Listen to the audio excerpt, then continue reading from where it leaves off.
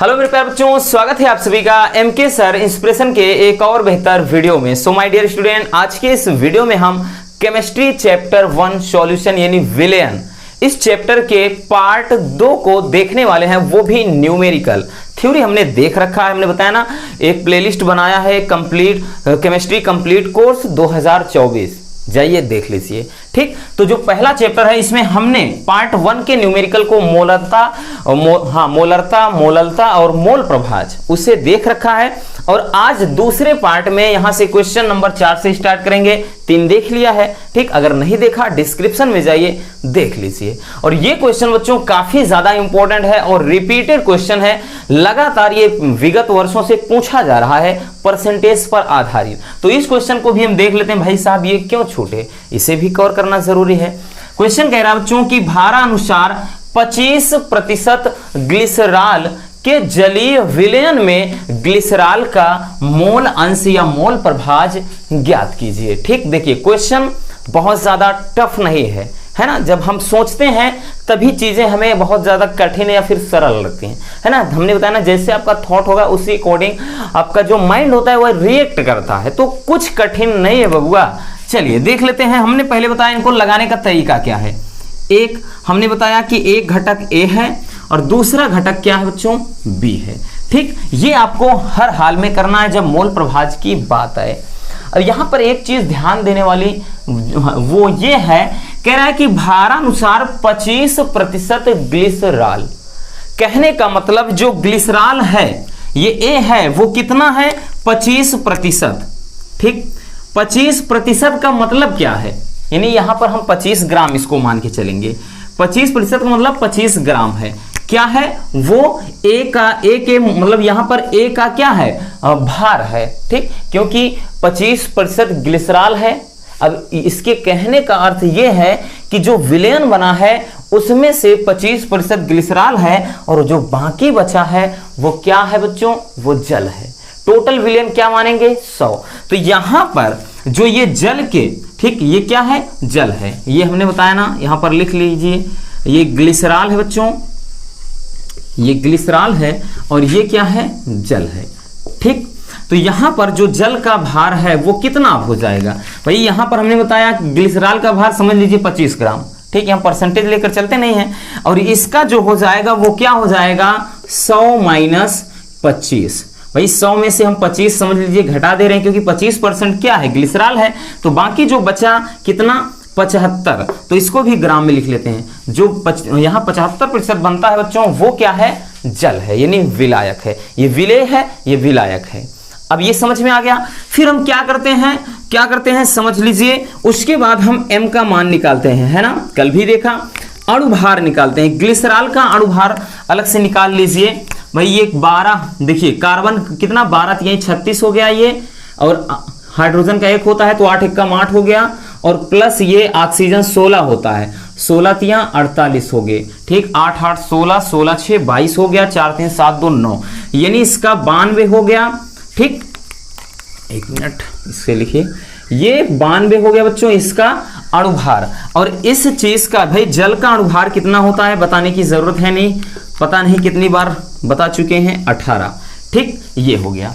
अब आपको क्या निकालना है, हमने बताया है बहुत आसानी तरीके से। अगर आप इसको अच्छे से समझते हैं तो कठिन नहीं लगेगा। सबसे पहले आपका जो काम है बच्चों वो ये करना है, भार निकाल लेना है। 2 घटक, देखिए इसमें मिला था, समझ में नहीं आ रहा था, लेकिन हमने कितनी इजीली इसको क्या किया, दोनों को अलग कर दिया, क्योंकि 25% ग्लिसरॉल है तो बाकी बचा पानी है।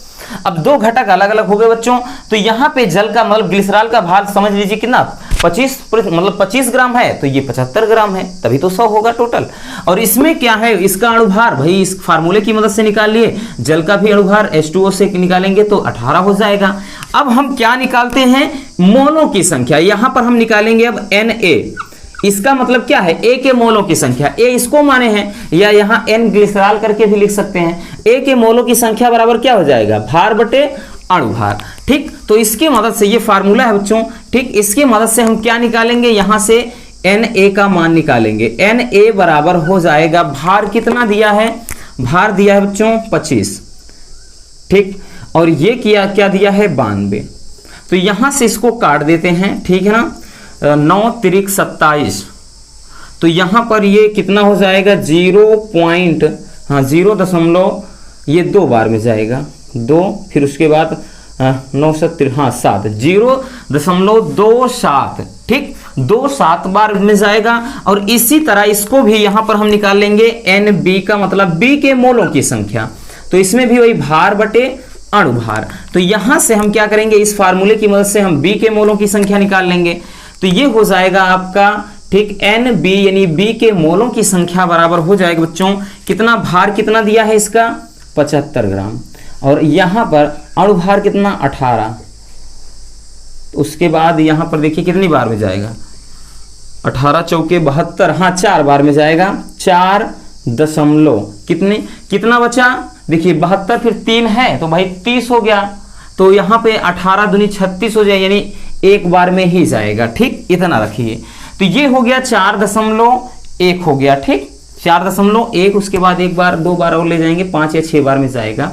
तो इतना निकल कर आया। अब कुल हम निकालते हैं, है ना, हमारा काम क्या होता है कुल मोलों की संख्या। तो यहां कुल घटक के मोलों की संख्या लिखेंगे, कुल घटक के मोलों की संख्या, उसमें क्या करते हैं बच्चों, उसमें हमने बताया ना Na प्लस NB निकालते हैं। कुल घटक के मोलों की संख्या मतलब यहां पर कितना 4.15 हो गया और प्लस 0.27 हो गया, ठीक कोई दिक्कत नहीं, ये 4 ही हो जाएगा। और उसके बाद ये भाई 7 5 12 की 2 हासिल 1 2 3 1 4, तो मतलब ये 4.42 इतना, ठीक तो ये हो जाएगा। अब क्या कह रहा है, कह रहा है कि ग्लिसरॉल के मतलब ग्लिसरॉल का जो मोल अंश निकालिए या फिर मोल प्रभाज। तो ग्लिसरॉल का निकालेंगे तो यानी इसका पूछ रहा है भाई, इसको हम ए माने हैं, एक्स ए पूछ रहा है, इसका मतलब ए के मतलब ए का मोल अंश या ए का मोल प्रभाज, या यहाँ पे एक्स ग्लिसरॉल ऐसे भी लिख सकते हैं। हमने बताया ना सुविधा के लिए ए भी मान लेते हैं, ठीक। तो एक्स ए बराबर इसका फार्मूला क्या होता है, जिसका पूछे उसके मोलों की संख्या ऊपर और नीचे कुल घटक के मोलों की संख्या यानी Na प्लस NB, ठीक। तो यानी इस फार्मूले की मदद से ये मोल अंश या मोल प्रभाज का फार्मूला होता है। तो इसके मदद से हम क्या निकालेंगे, बहुत ही इजीली इसको सॉल्व कर सकते हैं। तो ये हो जाएगा बच्चों एक्स, एक मिनट, ठीक इधर देख लेते हैं, यहां से हो जाएगा एक्स ए बराबर भाई Na क्या है, Na का मान कितना निकाला 0.27, ठीक बटे कुल घटक के मोलों की संख्या 4.4 है, ठीक ना। इसको काटेंगे तो 4 छंग 24, 0 हो जाएगा कितना, हाँ 0.6 इतना मोल आ जाएगा। यही आपका क्या हो जाएगा बच्चों, आंसर हो जाएगा, है ना। बहुत आसान है। अब भाई एक ही चीज का पूछा है, जल का पूछता तो हम क्या करते, यहाँ पे XB लिख के भाई NB का मान ऊपर और नीचे यही रखते, ठीक। एक का पूछा था, एक के निकाल दिए। तो इस तरह से मतलब परसेंटेज वाला जो क्वेश्चन है आप बहुत ही सिंपल तरीके से इसका पोस्टमार्टम कर सकते हैं। तो चलिए इसको स्क्रीनशॉट कर लीजिए, उसके बाद हम नेक्स्ट क्वेश्चन को देखते हैं।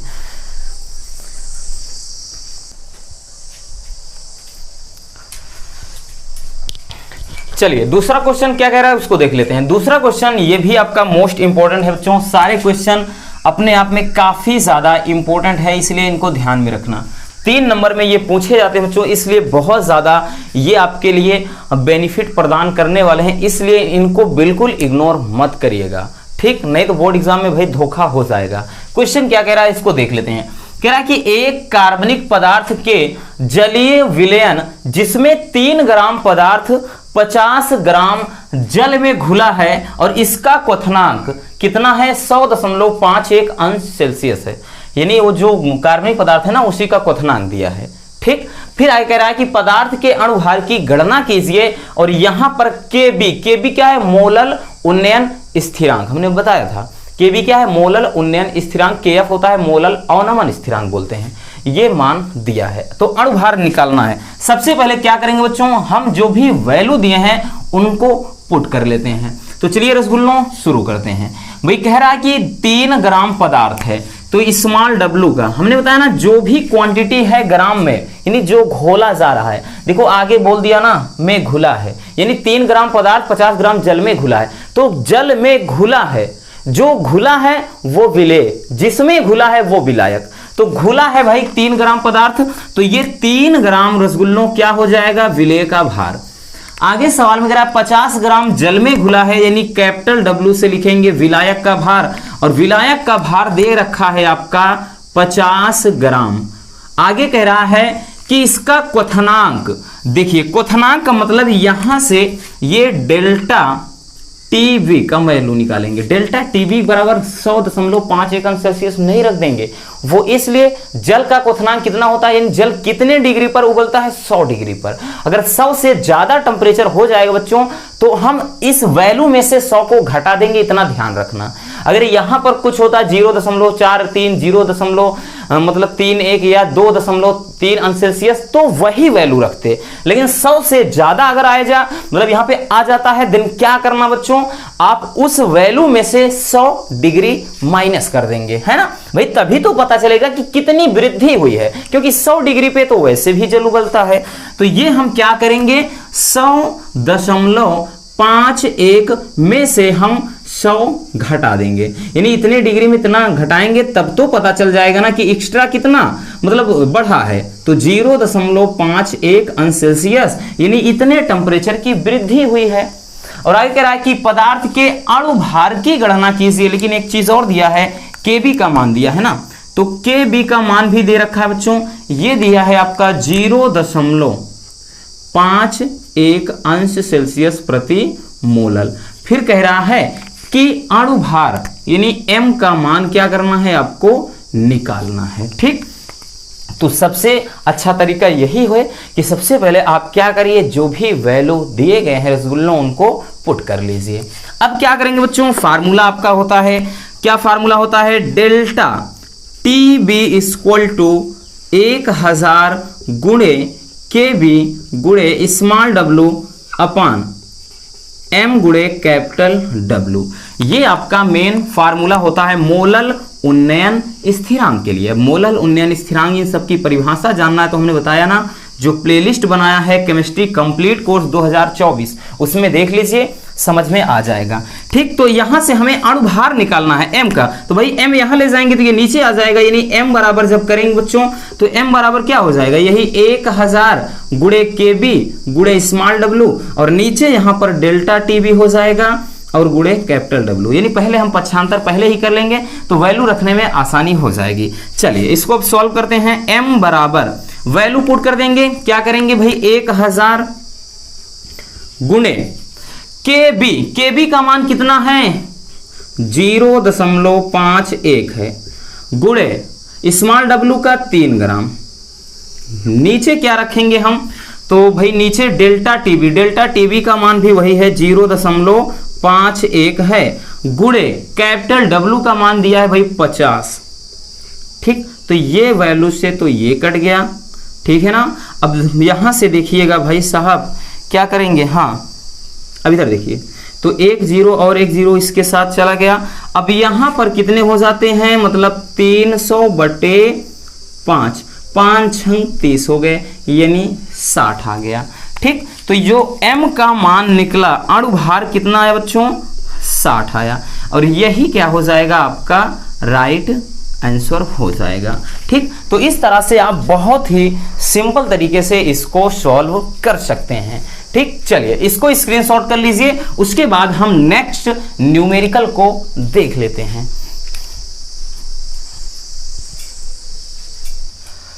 चलिए अब की बार जो दिया है बच्चों वो क्या है, मोलल अवनमन स्थिरांक पर आधारित। ठीक, इसमें क्वेश्चन देख लेते हैं। क्वेश्चन क्या कह रहा है, कह रहा है कि 17.1 ग्राम सुक्रोज का मतलब क्या है, शर्करा यानी चीनी, और इसका अणुभार भी दे रखा है। कह रहा है इसको 100 ग्राम जल में घोलने पर हिमांक में अवनमन बोले तो हिमांक में कमी कितना दिया है 0.93 अंश सेल्सियस, यानी 17.1 ग्राम सुक्रोज को 100 ग्राम जल में जब घोल देते हैं तो हिमांक में क्या है 0.93 अंश सेल्सियस की कमी देखी जाती है।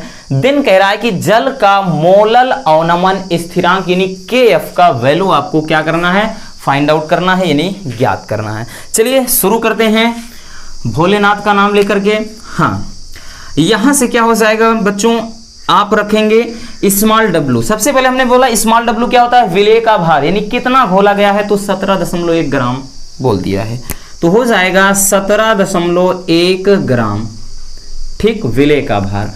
और विलायक का भार यानी किसमें, कितने में घोला गया है, कितने में घोला गया है, तो वो घोला गया है 100 ग्राम में। और एक चीज और ध्यान देना बबुआ, अब की बार दिया है अणु भार यानी अब की बार m का मान दे रखा है, m पूछा नहीं है, पिछले में पूछा था, तो m का मान 342, ठीक। नेक्स्ट कह रहा है कि अवनमन यानी हिमांक में अवनमन का मतलब बच्चों ये दिया है डेल्टा TF, हिमांक में कमी या अवनमन दिया है 0.93 अंश सेल्सियस। तो कह रहा है KB यानी मोलल अवनमन स्थिरांक, सॉरी KF का मान, मोलल अवनमन स्थिरांक का मान आपको ज्ञात करना है ना। चलिए, तो फार्मूला क्या होता है, डेल्टा TF बराबर 1000 गुणे KF गुणे स्मॉल w अपान m गुणे कैपिटल W। देखिए ये मोलल अवनमन स्थिरांक है बच्चों, इसलिए फार्मूला थोड़ा चेंज हो गया। उन्नयन स्थिरांक में क्या परिवर्तन होता है, डेल्टा TB हो जाता है, यहाँ TF हो जाता, मतलब KF मतलब KB हो जाता है। क्या बोल रहे हैं भाई, यहाँ डेल्टा TB और यहाँ पर KB हो जाता है। लेकिन जब मोलल अवनमन स्थिरांक की बात आती है तो डेल्टा TF और यहाँ पर KF हो जाता है, ठीक, बात समझ में। चलिए, लेकिन पूछ क्या रहा है KF, तो इसको भी अपन क्या करते हैं, पक्षांतर कर लेंगे, क्योंकि पक्षांतर करके जो आप वैल्यू रखते हैं ना तो वो डायरेक्टली आंसर आ जाता है। वैसे में आप वैल्यू रखेंगे इधर करिए उधर करिए तो आपको थोड़ा दिक्कत हो जाती है। तो देखिए बच्चों, जब हम इसको निकालेंगे तो भाई ये इसके साथ का पूरा गुणा हो जाएगा, यानी डेल्टा TF गुणे m हो जाएगा गुणे क्या, कैपिटल W अपान, भाई इसके साथ जो दो हैं वही क्या है, नीचे हो जाएंगे 1000 और गुणे का स्मॉल w। चलिए अब मजा आएगा वैल्यू पुट करने में। KF बराबर, अब मान रख देते हैं, बहुत सिंपल तरीके से आ जाएगा बच्चों, डेल्टा TF का मान कितना है 0.93 गुणे m का मान कितना है 342 गुणे कैपिटल W कितना है 100 है, अपान क्या करेंगे बच्चों, हाँ ये है 1000 और गुणे का स्मॉल w बोले तो 1 मतलब 17.1 है, ठीक। चलिए क्या करते हैं, देखिए इसको 2 0 से काट देते हैं। अब यहां पर क्या बच गया बच्चों, 0.93 बच गया और गुणे 342 बच गए और नीचे बच गया बच्चों, इसको देखिए 1 0 बचा है, गुणा कराएंगे ये 171, इसको भी काट देती हैं, ठीक है ना। 171 दूना 342 होगा ना, 2 1 कम 2 2 7 14, उसके बाद 2 3 2 1 कम 2 1 3, हाँ बिल्कुल 2 बार में कट जाएगा। और ये जब गुणा कराएंगे तो ये आ जाएगा बच्चों KF बराबर 2 3 6 और 2 9 18, तो 1.86, यह इतना अंश सेल्सियस प्रति मोलल हो जाएगा, है ना। तो ये आपका क्या हो जाएगा बच्चों, राइट आंसर हो जाएगा। इस तरह से आप बहुत ही सिंपल तरीके से मोलल उन्नयन स्थिरांक और मोलल अवनमन स्थिरांक दोनों पर आधारित न्यूमेरिकल का पोस्टमार्टम कर सकते हैं। टेंशन नहीं लेना बाबू, आप डेली क्लास चल रही है तो डेली चलेगी भाई, बस तबीयत खराब ना हो, ठीक। बाकी मुंह सूख रहा है भाई, इतना थोड़ा थोड़ा देखते चलते हैं, क्योंकि जहां पर स्टूडियो भाई यहाँ पर तो पानी के लिए भी तरस जाते हैं। तो बस आज के इस वीडियो में इतना ही बच्चों, मिलते हैं किसी और ऐसे मजेदार वीडियो के साथ। वीडियो पसंद है तो प्लीज वीडियो को लाइक कर दीजिए और नए हैं तो चैनल को सब्सक्राइब जरूर लीजिए और ज्यादा से ज्यादा अपने प्यारे से चैनल को अपने रसगुल्लों के पास, है ना, हमारे रसगुल्लों के पास यानी अपने मित्रों के पास, आपके जो भी यार दोस्त भाई बहन जो भी हैं उनके पास वीडियो शेयर कर दीजिए ताकि उनकी भी प्रिपरेशन आसानी से हो सके, ठीक। तो बस आज के इस वीडियो में इतना, इसको स्क्रीनशॉट कर लीजिए, ठीक। Love you, bye bye, take care.